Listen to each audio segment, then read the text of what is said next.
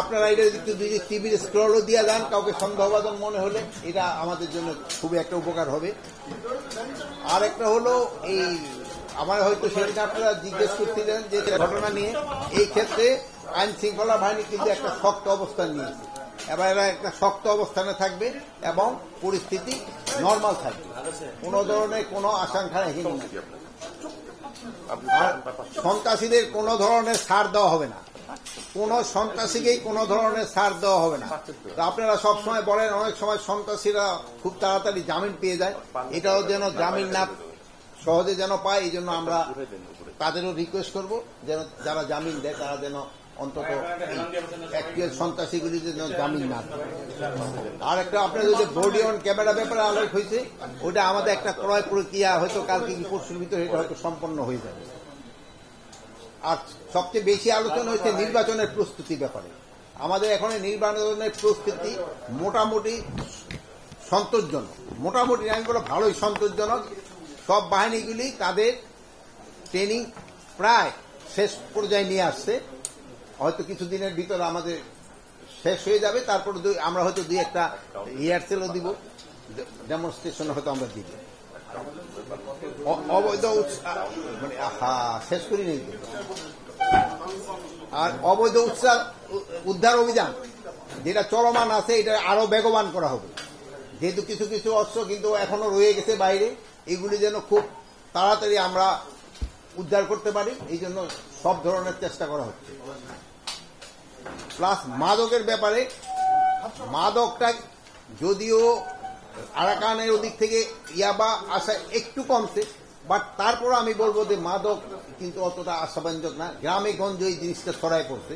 এই জন্য এটা কিন্তু আমাদের সবারই একটা দায়িত্ব, এই মাদকটাকে কিভাবে সমাজ থেকে দূর করা যায়।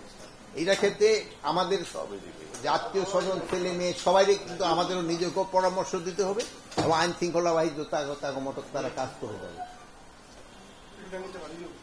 আর একটা জিনিস হলো রাস্তার পাশে যে তেল বিক্রি করা, এই কিছুদিনের জন্য এটা বন্ধ থাকবে, যেহেতু এই তেল বিক্রি করে বিভিন্ন দুর্ঘটনা। আর কেপিআই গুলির ক্ষেত্রে আমাদের নিরাপত্তা আরো জোরদার করা হয়েছে, যেমন ট্রাইব্যুনালে, তারপরে মেট্রো রেল এলাকায়, তারপরে রেলওয়ে, এগুলি নিয়ে আমাদের আজকে আলোচনা হয়েছে। আপনাদের যদি কারো কোনো দুই একটা প্রশ্ন থাকে।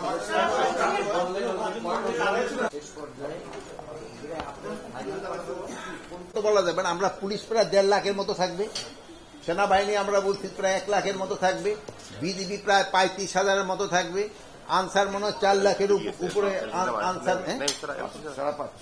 আনসার প্রায় 5.5 লাখের মতো থাকবে। তারপরে আপনার নেভি প্রায় 4,500-এর ভিতরে থাকবে, কোস্টগার্ডও প্রায় এরকম 4,000-এর মতো থাকবে। 13 তারিখে কেন্দ্র করে আপনাদের বিশেষ কি ব্যবস্থা আছে? আরেকটি প্রশ্ন, ইতিমধ্যে 5ই আগস্ট পরবর্তী অনেক সন্ত্রাসী জেল থেকে বেরিয়ে গেছে, তারা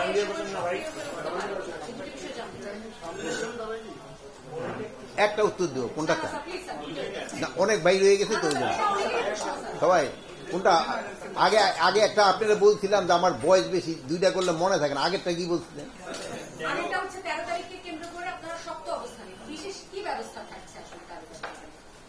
শক্ত অবস্থানের জন্য আপনারা দেখছেন আমাদের পেট্রোলিং এর সংখ্যা বাড়ানো দেওয়া হয়েছে, কেপিআই গুলিতে নিরাপত্তা আরো জোরদার করা হয়েছে। তারপরে যে ধরেন এই যে রাস্তাঘাটে এই যে ধরেন বাসে আগুন তেল ফেল রেডি করে এইগুলির বন্ধ করে দেওয়া হয়েছে। প্লাস আইন শৃঙ্খলা বাহিনীগুলি তাদের স্ট্যাটিক ডিউটিগুলো আরো বৃদ্ধি করা হয়েছে। আর প্লাস ঢাকা তো জোন ভাগ করেই আছে, এই ঢাকা তো 8টা জোনে বিভক্ত।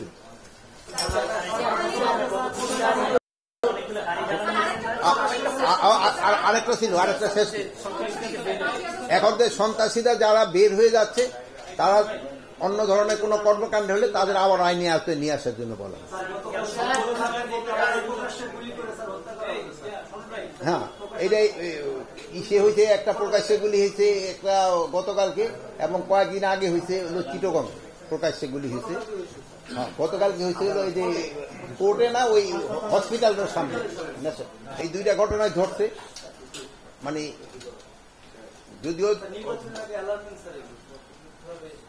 নির্বাচন এই ঘটনাগুলি যে দুইটা সন্ত্রাসী দলের ভিতরে হয়েছে, তো বাট এটা মোটামুটি আমরা এই ক্ষেত্রে তো মনে তো আইনের আওতায় নিয়ে আসা হয়েছে, কয়েকজন অ্যারেস্ট করা হয়েছে।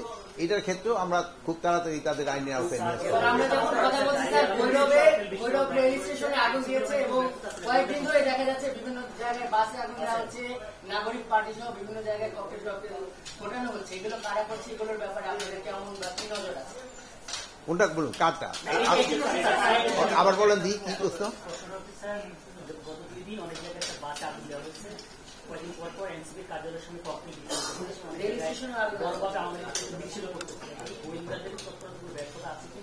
না, এখানে কোনো ব্যর্থতা নাই, বড় ধরনের মিছিল কোথাও হচ্ছে না।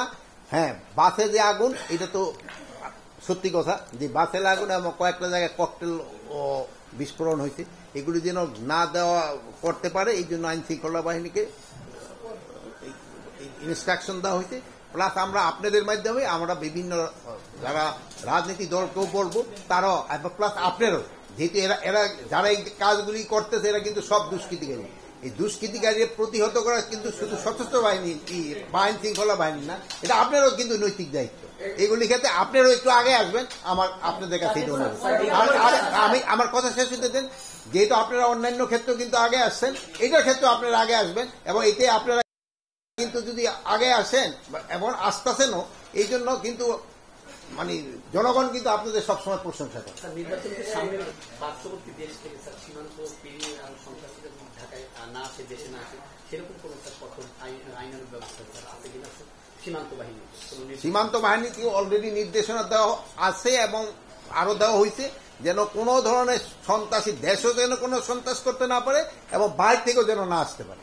আপনি বলছেন যে আগ্নেয়াস্ত্র উদ্ধারের বিষয়, কিন্তু এয়ারপোর্টের যে অস্ত্র গেছে, আজকে আমাদের সময় রিপোর্ট করেছে 38টি অস্ত্র ওখানে থেকে পাওয়া গেছে, 1 লাখ গুলি ওখান থেকে পাওয়া গিয়েছে।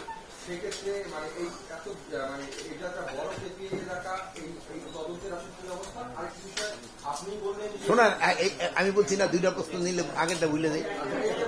এটার ক্ষেত্রে একটা ইনভেস্টিগেশন টিম আছে, তারা ইনভেস্টিগেশনটা করতেছে। ইনভেস্টিগেশনের পরে আমরা জানতে পারবো যে কি হয়েছে, ওইটার আগে আমাদের পক্ষে এখন বলা সম্ভব না।